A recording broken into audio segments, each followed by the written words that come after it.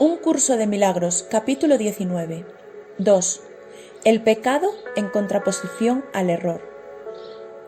Es esencial que no se confunda el error con el pecado, ya que esta distinción es lo que hace que la salvación sea posible, pues el error puede ser corregido y lo torcido enderezado, pero el pecado, de ser posible, sería irreversible.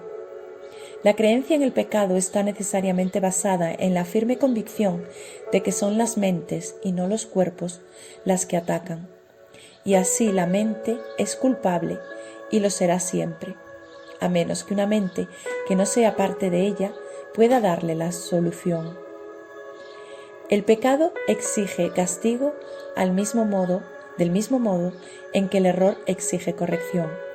Y la creencia de que el castigo es corrección es claramente una locura.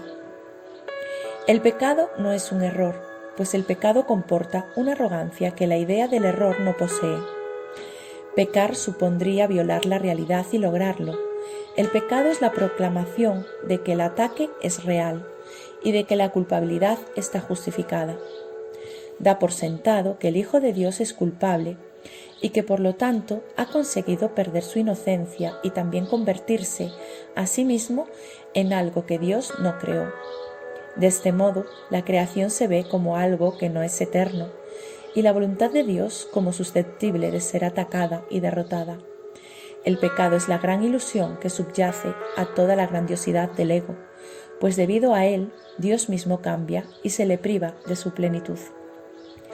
El Hijo de Dios puede estar equivocado, engañarse a sí mismo e incluso usar el poder de su mente contra sí mismo, pero no puede pecar. No puede hacer nada que en modo alguno altere su realidad o que haga que realmente sea culpable. Eso es lo que el pecado quisiera hacer, pues ese es su propósito. Mas a pesar de toda la salvaje demencia inherente a la idea del pecado, ésta sigue siendo imposible, pues el costo del pecado es la muerte. ¿Y podría acaso perecer lo que es inmortal? Uno de los principales dogmas de la descabellada religión del ego es que el pecado no es un error, sino la verdad, y que la inocencia es la que pretende engañarnos. La pureza se considera arrogancia y la aceptación de nuestro ser como algo pecaminoso se percibe como santidad. Y es esta doctrina la que sustituye a la realidad del Hijo de Dios tal como su Padre lo creó y tal como dispuso que fuese para siempre. ¿Es esto humildad o es más bien un intento de desgajar a la creación de la verdad y de mantenerla aparte? El ego siempre considerará injustificable cualquier intento de reinterpretar el pecado como un error. La idea del pecado es absolutamente sacrosanta en su sistema de pensamiento y solo puede abordarse con respeto y temor reverente. Es el concepto más sagrado del sistema del ego, bello y poderoso, completamente cierto y protegido a toda costa por cada una de las defensas que el ego tiene a su disposición, pues en el pecado radica su mejor defensa, a la que todas las demás sirven. El pecado es su armadura, su protección y el propósito fundamental de la relación especial, tal como el ego la interpreta. Puede ciertamente afirmarse que el ego edificó su mundo sobre el pecado. Únicamente en un mundo así podría todo ser a la inversa.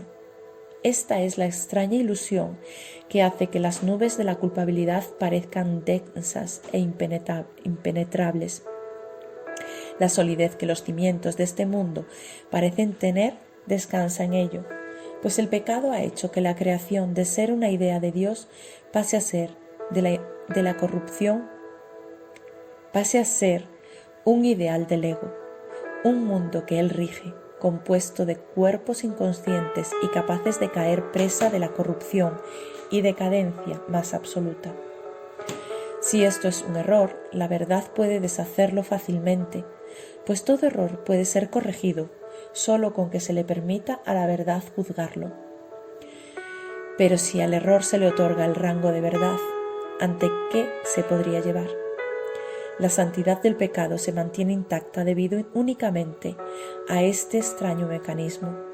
En cuanto que verdad, el pecado es inviolable, y todo se lleva ante Él para ser juzgado. Mas si es un error, es Él el que tiene que ser llevado ante la verdad. Es imposible tener fe en el pecado, pues el pecado es falta de fe. Mas es posible tener fe en el hecho de que cualquier error pueda ser corregido. No hay un solo baluarte en toda la ciudadela fortificada del ego más celosamente defendido que la idea de que el pecado es real y de que es la expresión natural de lo que el Hijo de Dios ha hecho de sí mismo y de lo que es. Para el ego eso no es un error, pues esa es su realidad, la verdad de la que nunca se podrá escapar. Ese es su pasado, su presente y su futuro, pues de alguna manera se las ha arreglado para corromper a su padre y hacerle cambiar de parecer por completo. Llora, pues, la muerte de Dios, a quien el pecado asesinó. Este sería el deseo del ego, que en su demencia cree haberlo logrado.